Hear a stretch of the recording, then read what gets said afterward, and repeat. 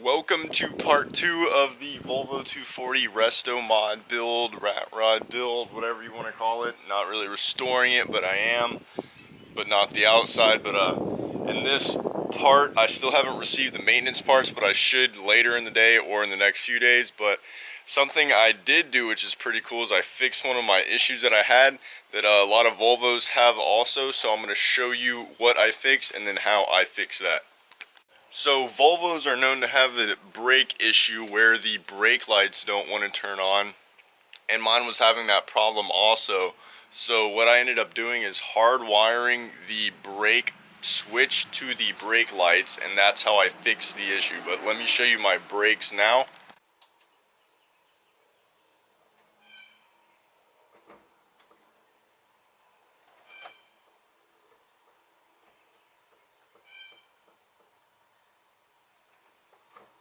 So I don't know if you noticed, but I also have this blue LED license plate lights because the license plate lights were all melted and the bulbs weren't in there and the wiring was just garbage. So I actually wired in a license plate light also that is blue. I like the way that looks better.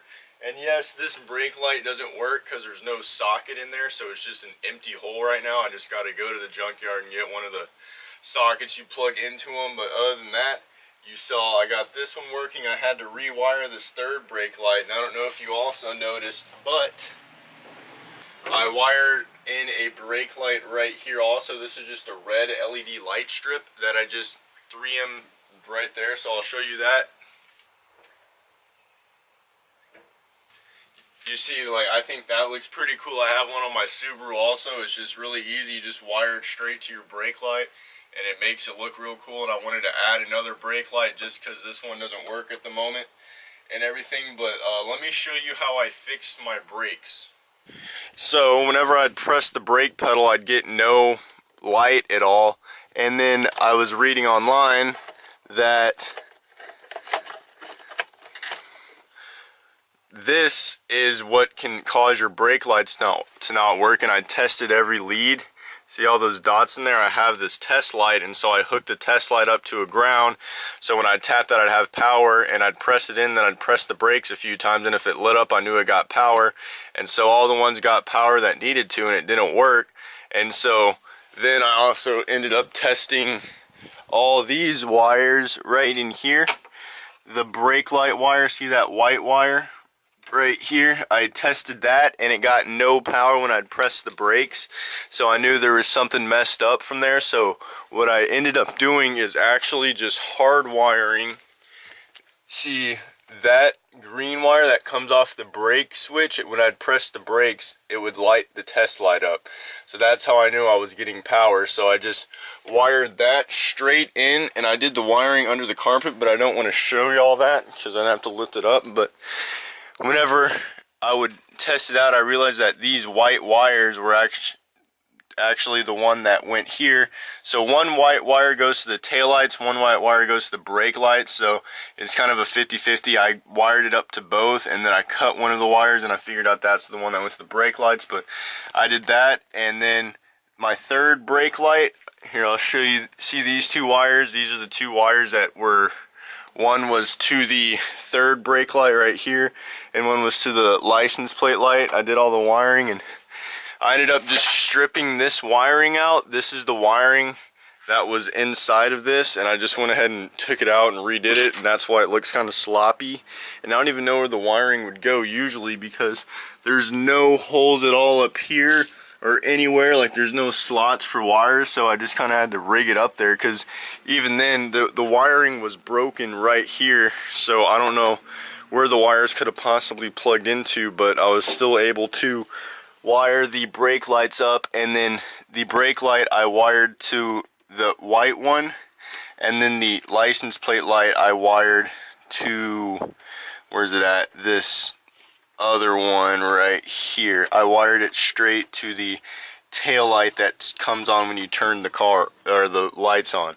And then this is trailer wiring. So I have trailer wiring already hooked up along with this rigged up hitch. But that's my install that I did last night. I didn't record it because it was dark and my camera was dead, but That's that install. So that's how you fix your brake lights. If you had the same issue that I had, I just hardwired it myself and wired in the license plate light myself. The wiring does look a little funky, but that's not an issue.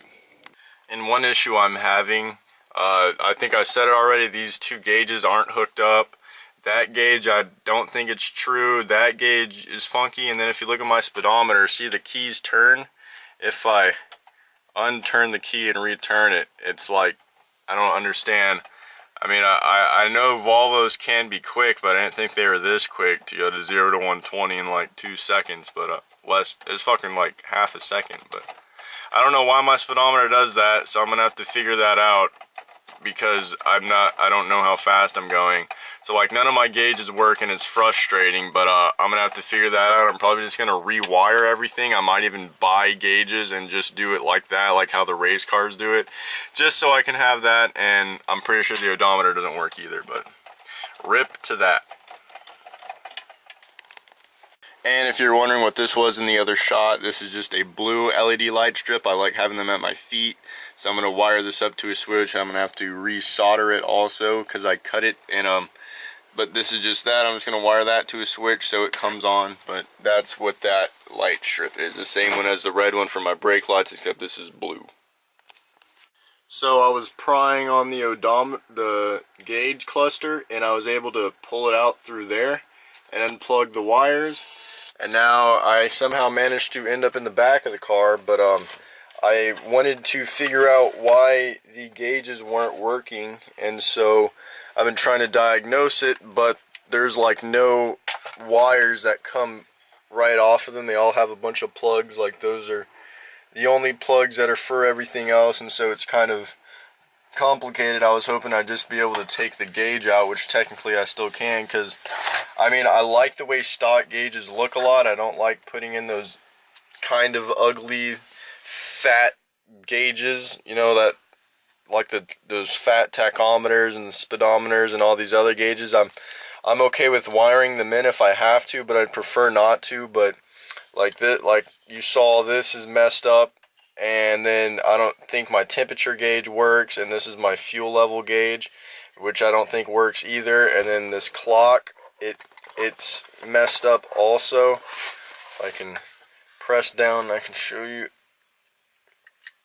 It's just kind of, it skips around and it doesn't work at all. So I mean, as much as I like this stuff, I don't know if I just need another one or if the wiring is so messed up, because there are those exposed wires that I showed y'all. But I'm trying to figure this out. I still want to keep the gauge cluster in so I can have all these lights, but I was thinking about wiring in my own gauge. Like I want to retrofit a gauge here and a temperature gauge here and everything, so I can have my gauge cluster still work. So I got the speedometer out. You had the 4 nuts right here, and now I'm trying to poke the clock out. Just gonna finesse it a little bit. I have everything gutted now, and I'm looking at the motherboard, making sure everything looks fine. It does look kind of crusty, but I just wanted to see mainly where the connections went. You can see that one's just a ground, but then this is the temperature gauge, and it goes to there, and then that goes to that connection. So I know that the first bottom of the crescent moon, oh yeah, I bent that up too. First bottom of the crescent moon one is for the temperature gauge sensor, the coolant temp. So now that I got those 2 gauges out, I won't need the clock and the speedometer. I'm thinking about just buying another gauge. I have these 2 extra wires that were just sitting to the side. One's oil pressure and one is volts. The oil pressure one I'm not really worried about because it doesn't matter that much, but the voltage would be nice to know, especially since I have to have a jumper pack right there hooked up to the battery. So in order to hook this up, all you need is a power and a ground, just like you're running a switch or something else. But what I'm going to do, I am going to find a wire that has power when the key is turned. So I have the key turned right now, and I have my test light hooked up to a ground. I'm just going to stab a few wires and see which one of these lights this up whenever it has power. I'll just simply tap into that for the power, and then the ground I'll just ground out to there or some other ground to make this gauge work real nice and easy. So you know all these wires that are just cut, well, I went ahead and tested them, and this black and yellow one lights it up, and then this one inside right here lights it up. I don't exactly know what these go to, I just know that they have power, and first of all, that's not safe to have an exposed wire like that, but I don't know what these go to, but I'm just gonna go ahead and tap into these since they're right here, and then I can run these gauge and just have the wire nice and short for it. So I used the red for power and the black for ground just because I have the wire, and for some reason that had one of those plugs, so I was able to just use 2 of those on the power wire. So now I got the power and the ground hooked up and the key off, and I'll hook this gauge up real quick. So now it's plugged in and you can see it's already working, but let me set it down and turn the key. God damn it, I locked the steering wheel. There we go. So now you see it has power. I think this green wire might actually have power constantly. Let me go ahead and check that. Yeah, so the key is out and unplugged. It's not even in all the way and not turned. And when I press it to it, it gets power. You can see the thing lighting up. Let me check the other wire. So this one doesn't get power, but this one must be hooked up straight to the battery somehow, because it is showing volts. It is like right at the least amount, which is not healthy, but you see the key's not even in.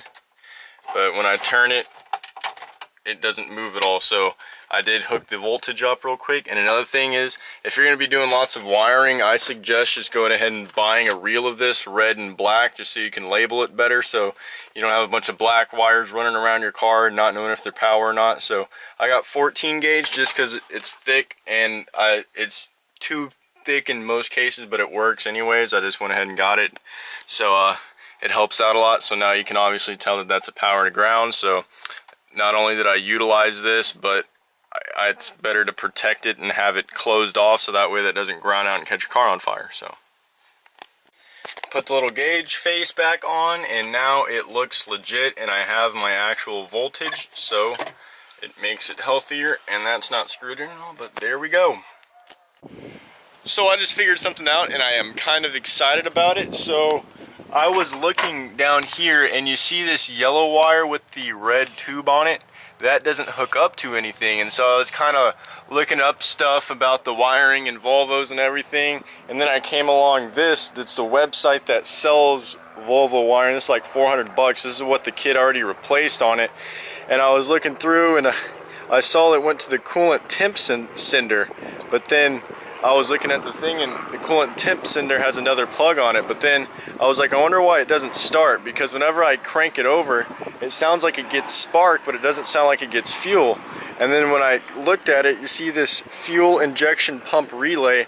Well, this part's actually under the car, so if I go here, you can see this plug, this has nothing plugged into it, and this goes straight into the harness. So that makes me think that there's supposed to be a fuel pump relay here, and there's no fuel pump relay. So as soon as I put a fuel injection pump relay, that I can have the car actually started. That's why it hasn't been starting for that kid, because he never replaced it. So that'd be cool if I can find one of those relays, and then I can figure out what other stuff this is hooked up to, and then I can get everything situated and correct. You are not going to believe this. So a long time ago, it was like months ago, like probably 8 months ago, I was going to the junkyard for my Subaru. Like, I don't even remember. I was going to the junkyard for my Subaru, and I think one of my other cars, and I loved Volvos. Like, I really wanted a Volvo back then, but I didn't have the money nor time or whatever for it. So I remember reading up on Volvos a little bit, and they were saying how the fuel pump relays go bad and how that's why they don't start. And I noticed I said fuel pump relay, not fuel injector relay. So I remember I grabbed one of those just in case, because I knew I was going to own one later in time.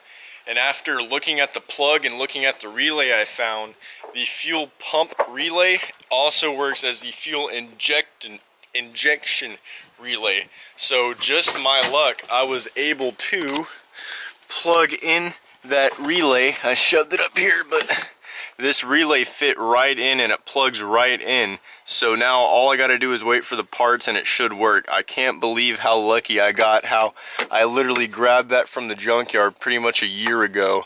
I think I was getting parts for my BMW whenever I first got it to make my BMW cleaner. I was getting like some interior pieces or some like O2 sensor for it, but I can't believe that I had that and it fits. So now all I gotta do is wait for the stuff in the mail and then I can get that all cleaned up and working.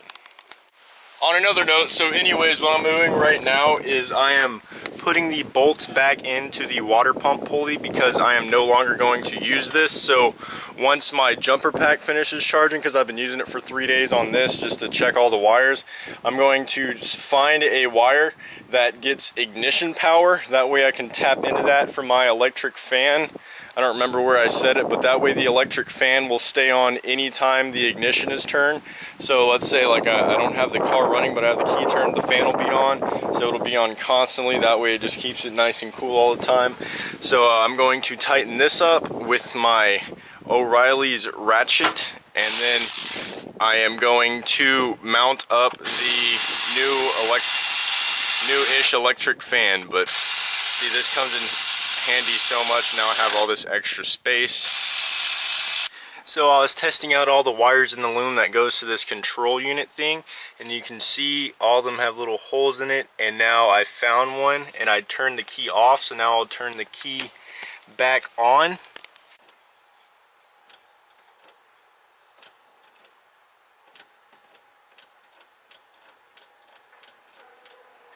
And that was me turning the key like that just to show you the light flashing. So now you can see that the light is on. So I will tap into that blue wire, and the wires are going to end right here. So it'll just be a nice little wire here, and then I can ground it out somewhere nice and close. But so I was trying to investigate this wiring, trying to see if I can fix it, and it turns out I can't. But in the meantime, I figured out something cool. I took the 3 screws off, and if you see right here, this little orange piece just comes right off. So now we got like these JDM clear lenses, and then I can probably replace these with clear bulbs also. But I don't like the way that the orange signal looks, so now I got that out of the way, and I might even paint this flat black also. But I'm about to go up to O'Reilly's so I can buy more of those like inline things, those blue things that you crimp down or whatever, so I can attach the wire to that and then simply to the cooling fan. So here's everything I got. More flat black paint, these quick splices, I like these a lot, especially when you have shitty Volvo wiring. And then I got this push button starter switch because for some reason when you turn the key, nothing happens, and that's why you have to use this little white wire down here. So what I was going to do is I was going to put that push button switch somewhere hidden, so that way I can make this 1986 Volvo push to start. Push to start, baby. That's some modern ass technology right there. But I'm gonna hide it so that way only I know and my friends or whatever. So if anyone tries to steal this for some reason, I don't know why the hell you'd want to steal it, nor like you think you can get away with driving around a car like this, especially the way I'm modifying it. But anyway, so I'm gonna wire that in, and then I'm going to wire the electric fan in, because that's why I went to get the quick splices, was for that reason. So I'm gonna do that. I tapped into the wire there, ran it through up to the power, and then the ground, I went to this ground right here. So now I will turn the ignition on the car on and see if the fan turns on.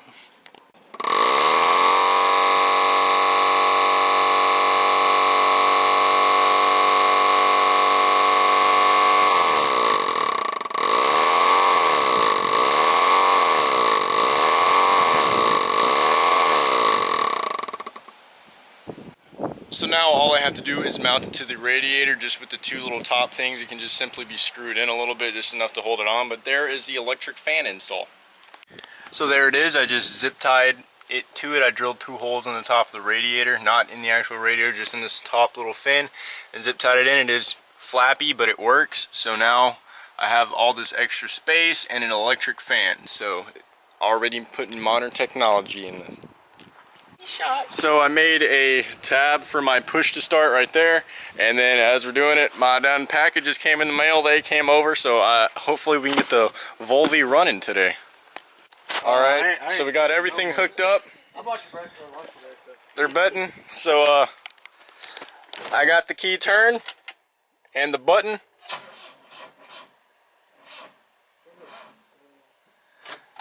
Alright, my jumper pack is dead. Alright, so I have the Honda hooked up to it. I went ahead and found a bolt and put that on the alternator. So everything should be ready. Let's see if she starts. I got the switch installed, so now... Oh! You hear that?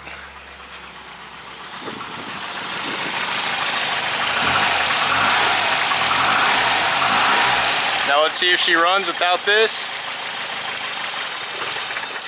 Nope, a little bit dead. The alternator might be bad, I don't know, but let's just have her run for a little bit. But there we go.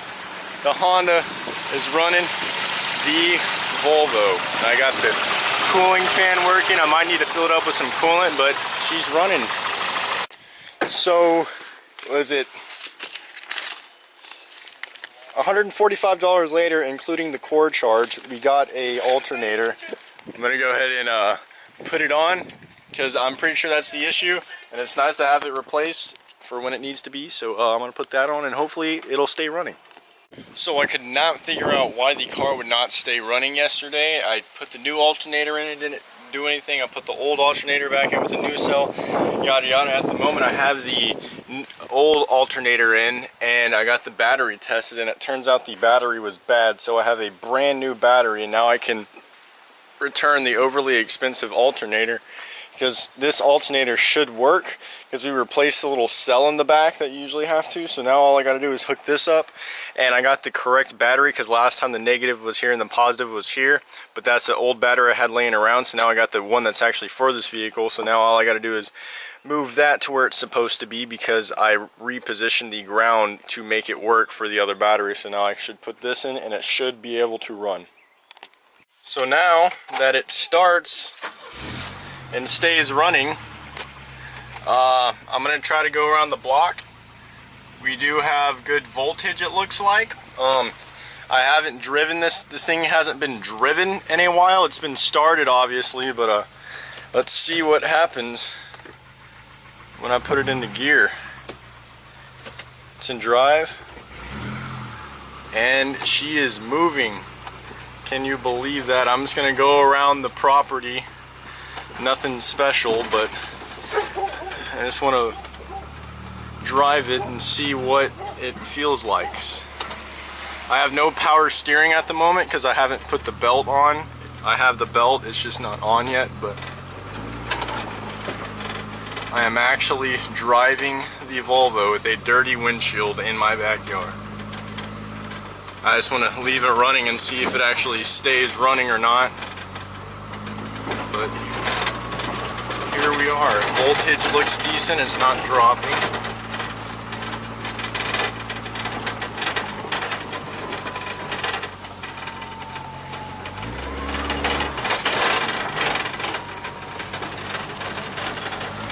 My dog's barking at me.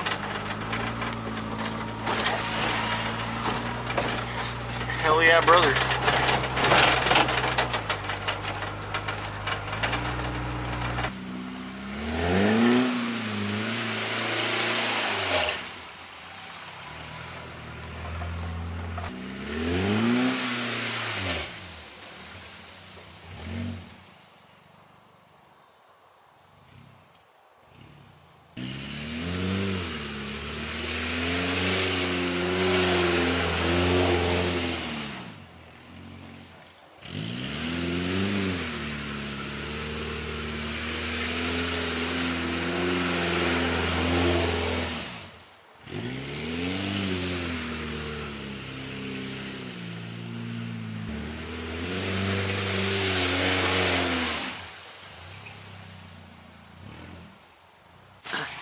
So here she is. She's leaking a little bit. I got to figure out where that's coming from. So I went ahead and put her on some ramps. But this is a money shot right here. Look at how nice it looks. Oof. Looks so good. I was looking under here and I was seeing how much rust there is and trying to figure out where it's leaking from. Look at all the bushings are just shot. There's not even inner tie rod boot. Look at how much this moves. I can move this with my hand. All the bushings are shot. There's the oil pan right there, and you see it's right above the subframe. So I'm gonna be able to scrape the ground in this thing and won't have to worry about it. And I don't know if you can see all the rust on everything, and underneath the car there's lots of rust. You see, this is the carpet of the car right here. All here is, there's the fucking wire loom. There's the exhaust. That's where it ends right there because it rusted off. That fuel pump is loud. I don't know if you can hear that, but I can. The fuel pump's right here. But yeah, it's got lots of rust on it. See right there. I sprayed undercoat on here, or rubberized undercoating. And then it has a bad spot right here. Yeah, see that? That's a pretty bad one. Right there. There's the, look at how rusty all of that is. That's horrible. That is so bad. But she ain't smoking or anything. There's another rust hole. She running like a champ, and those brakes are finally getting used. After sitting for so long, they're all nice and shiny now. I got new brake pads to put in the front, so. I'm just gonna end it right here. I don't wanna make this video another 40-minute long video, so thanks for watching part 2 of the Volvo build. I actually got it running and I did some other things. I don't know if I think I went over the brake lights, the license plate lights. I'm gonna start the tint in the next video probably, but one thing I just thought is hilarious is how I routed this brake light through the rust. There's so many rust holes in this thing. I literally routed the third brake light right through that rust hole to make it all nice and clean. See, I got a bunch of parts.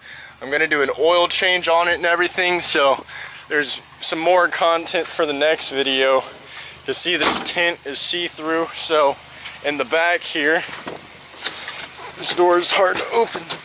I got some 15% tint in this thing, so I'll be able to put this on the car. See, there's the 15% tint, so I can put that on and everything and get this all nice and dark because you can still see straight through it. I don't want that. It is missing a little bit, but that's not that big of an issue. Got 185/14. This is a small ass wheel, but thank you all for watching. I appreciate it a lot. And peace.